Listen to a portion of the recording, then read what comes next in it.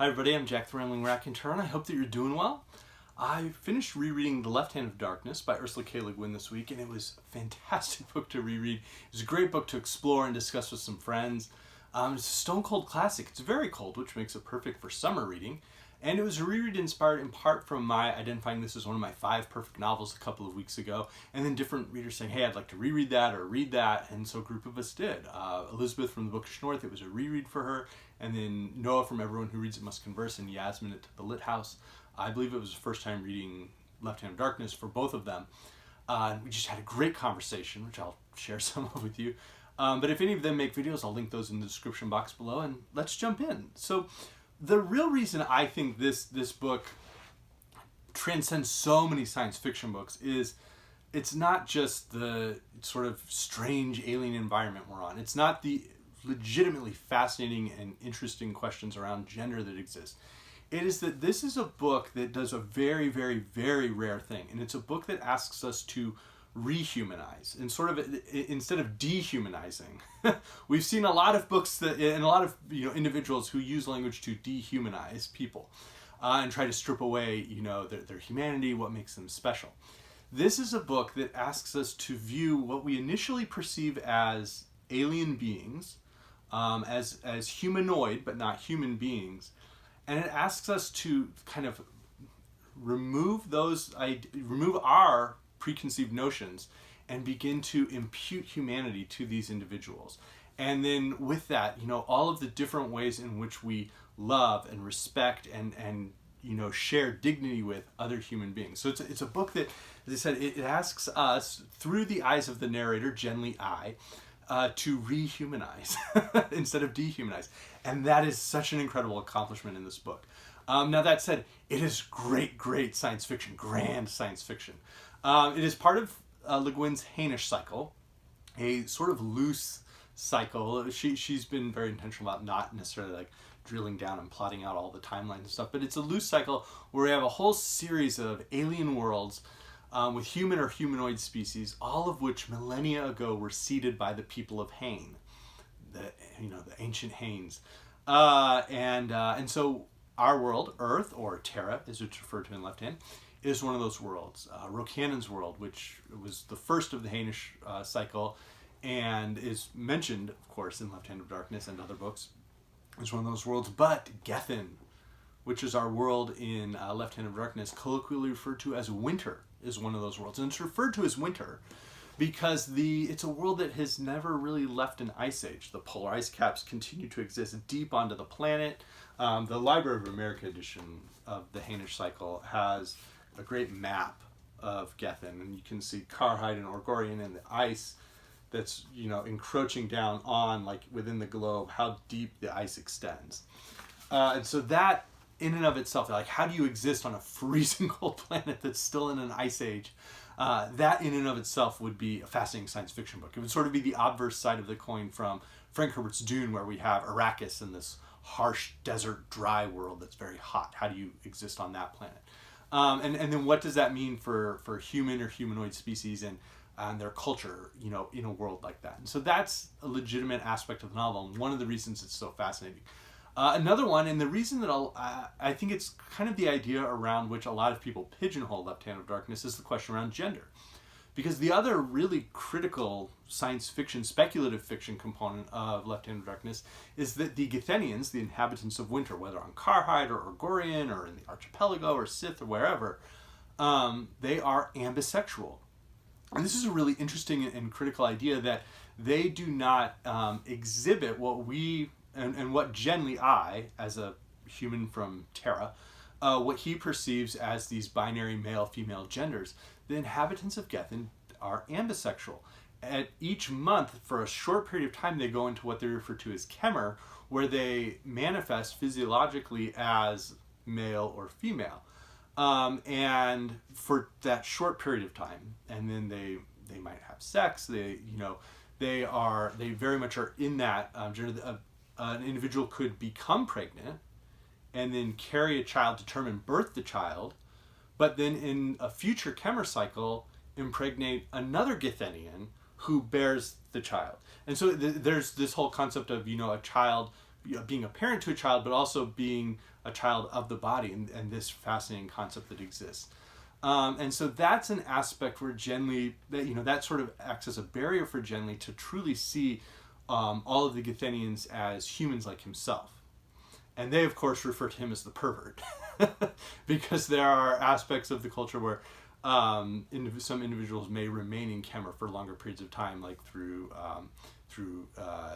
chemically induced states or things. So it's curious, it's fascinating. It asks us to explore all of these ideas, and it's legitimately fascinating to explore those ideas and what that means for the society. It's something Le Guin interrogates through her characters in the book.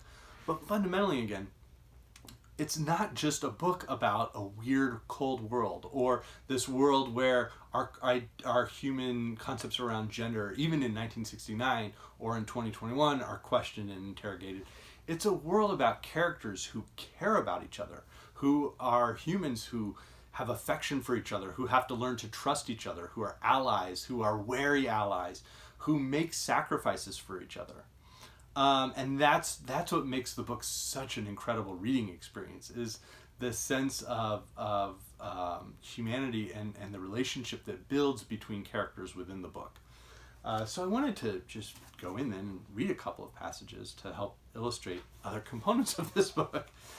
So Le Guin's very clever in how she frames this entire novel, which is as a report from Genli Ai, an envoy to the first, human envoy to Gethen, or Winter.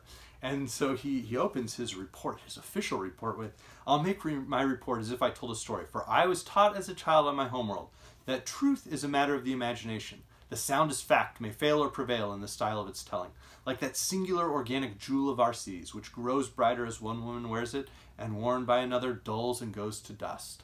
Facts are no more solid, coherent, round, and real than pearls are, but both are sensitive. The story is not all mine, nor told by me alone. Indeed, I am not sure whose story it is. You can judge better. But it is all one, and if at moments the facts seem to alter with an altered voice, why then, you can choose the fact you like best. Yet none of them are false, and it is all one story." And so we as readers are invited in to participate in the narrative with Genli Ai, and of course other characters. Throughout the book, Le Guin intersperses in different legends or myths. And of course, that's all part of Genli's anthropological report, his official report. And it's fun to remember that that's what's going on when another character refers to Genli as peevish, or, Matt discusses very openly the less positive attributes that Genli exhibits at times, or when Genli is deeply reflective. And so that framing really adds a layer to the story that is quite wonderful. And so Genli narrates about half of the chapters. Another good portion of them are these fascinating myths, legends, folk tales set in the different cultures, not just Karhide, which is one of the cultures where we start the book and where we spend a lot of time, but also in Orgorian, which is a more totalitarian sort of nation state. And so there's an Orgo to creation myth within there. And so all of it is really quite fascinating.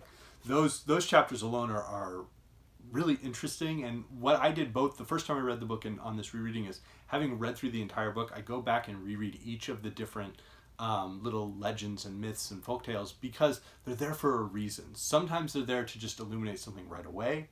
Other times it's foreshadowing, but they're all there for a reason. Le Guin was a consummate craftsman as a writer. But within the book, we have, of course, the title, Left Hand of Darkness. And that comes from this beautiful little poem, this song, that Estervin recalls, where they're out on the ice, and Estervin recalls this song. "Tormer's lay had been all day in my mind, and I said the words, light is the left hand of darkness, and darkness the right hand of light. Two are one, life and death lying, together like lovers in Khmer, like hands joined together, like the end and the way. My voice shook as I said the lines, for I remembered as I said them, that in the letter my brother wrote me before his death, he had quoted the same words." And this is from Estervin's perspective, and I brooded, and after some time he said, "You are isolated and undivided. Perhaps you are as obsessed with wholeness as we are with dualism." We are dualists too. Duality is an essential, isn't it? So long as there is myself and the other. And then I and thou, he said, yes, it does, after all, go even wider than sex. And so we have this realization that it is not just this duality around, the speculation and the speculative nature of the book that deals with gender is not the whole point of the book. It's a critical point, but it's not the whole point of the book. And as evidence for that, in chapter 7, there's this official report from the first sort of landing party that secretly explored Gethen.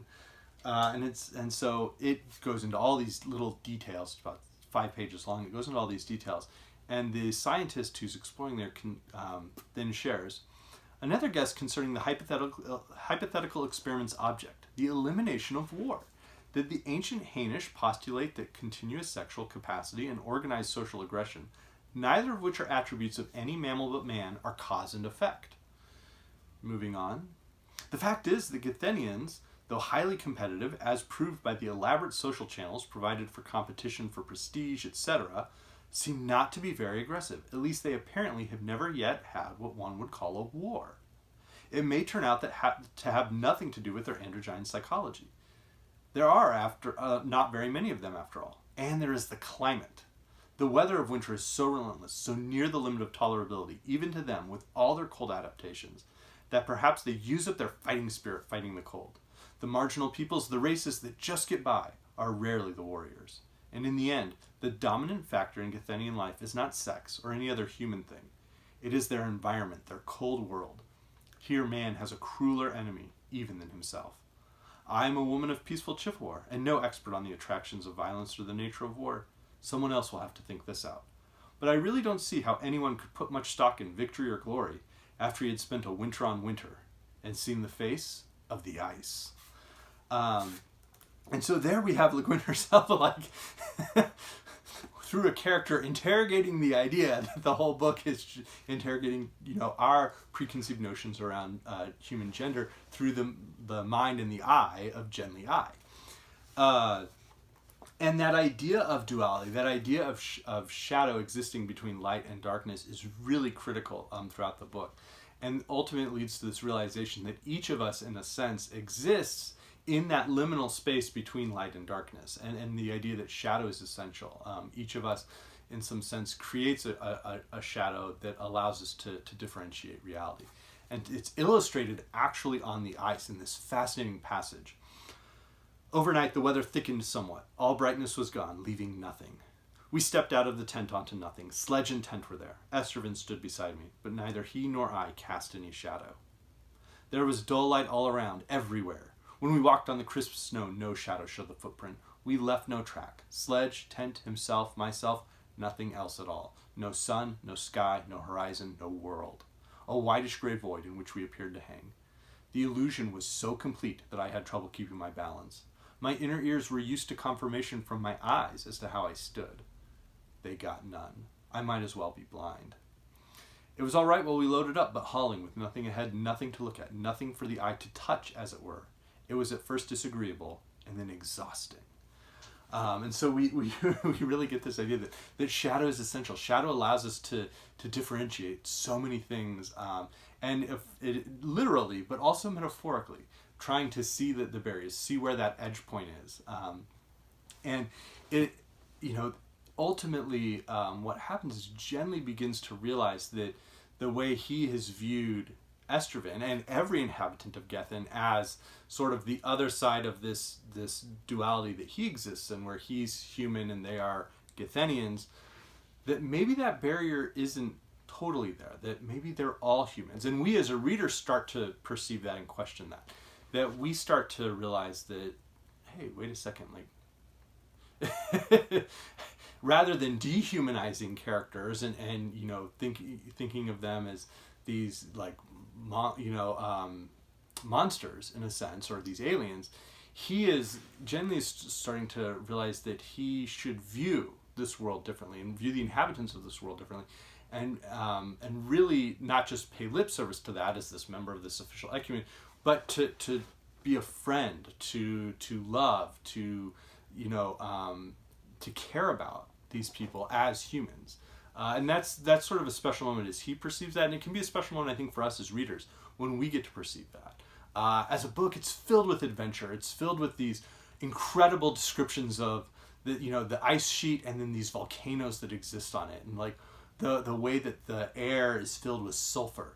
And there's just such a sense of all of our senses, how cold it is, the way different things feel. The cultures themselves, while we have all of these fascinating little pieces from the myths and legends and the references, they almost exist as little like gems or mirrors that can reflect off of each other. The light bounces off of them to really illuminate the whole world. And that we get to see the characters making those connections, but we also can make them ourselves and have to make some inferences. And so that's really quite wonderful. There's not huge exposition dumps. The world building occurs through a series of very precise, notes and beats to fill it in. And so it really is an excellent book. It's one that I, of course, would recommend anybody to read. And it might be a great starting place for Le Guin. Within the Hainish cycle, there's also the Dispossessed, which is a really, really strong book. That would be another one of her masterpieces, in my opinion. Rokanan's World, which starts it out, is not on the same level of Left Hand of Darkness, but that's no like slam on it. It's a very enjoyable book and a very good book to read. The Word for the World is Forest is a later novella, really, within the Hainish cycle, and that can be found in Again, Dangerous Visions, the famous anthology from Harlan Ellison. And that is set on a very, very different world, and is kind of a metaphor for the Vietnam War. But there are other great science fiction books that explore these ideas. Joan took the idea of like winter and wrote The Snow Queen, and then The Summer Queen, and this idea of a world where there are these like seasons that last for years, and so that's why there's a snow or a summer queen. And while Le Guin, her sort of upbringing in anthropology, and that being her, her parents' profession, is so evident in the way she writes. For Joan Vinge, it's fairy tales are sort of her basis. She takes fairy tales as a route to then do speculative fiction around, and so this might be a book you find enjoyable. I mentioned, of course, Dune from Frank Herbert, where we have this great, strange alien environment, but ultimately a world where it's the relationships that are important. It's the characters who are important. It's who they are and their development that's critical, and that's what makes this such a great book to read, just as with Left Hand of Darkness. That said, the real, if you really enjoy that anthropological root of Le Guin's writing, to me, the best example of that is Always Coming Home, which has a sort of post-apocalyptic culture in California called the Kesh, and different songs, different histories. The book is this anthropological report on this culture. And this is an expanded edition that has just even more of all those good things that I enjoy in my reading. And then I had mentioned there were some interesting roots, of course, in Taoism, and sort of that idea of duality. At one point, Jen Li traces the black and white yin-yang symbol, and so the Tao Te Ching of Lao Tzu would be relevant. There's some appear to be some Buddhist influences as well. Maybe Noah can talk more about those. But Elizabeth from Books North pointed out that the concept of Shift-Grether is very similar to what we find in the Icelandic sagas. Having just read Njal's saga last month, that idea of this personal honor, it's not necessarily national honor and prestige. It becomes that, but there's often this sense of personal honor and competition and prestige involved in arguments, involved in a dialogue even. And that being one of the barriers that Jen Li is so apprehensive about, and ultimately has to start to move beyond in seeing the inhabitants of Gethen as human. But the Icelandic sagas, and there are even some interesting, there was a Orgota creation myth that reminded me a little bit of what we find in the Eddas around the sort of Norse creation, and the cow licking and the three eyes and such. And then the nation of Orgorian, is a totalitarian state, but in some ways the way it exists, some of the ways Le Guin characterizes it, and characterizes particularly the farm, a prison, remind me a little bit of The Space Merchants by Frederick Pohl and I believe it's Stephen Kornbluth. A great book. So yeah, let me know what you think. Let me know what your favorite Le Guin book is. If it's not Left Hand, if it's something else. But again, I do encourage you to read it, and I hope you're doing well. Thanks.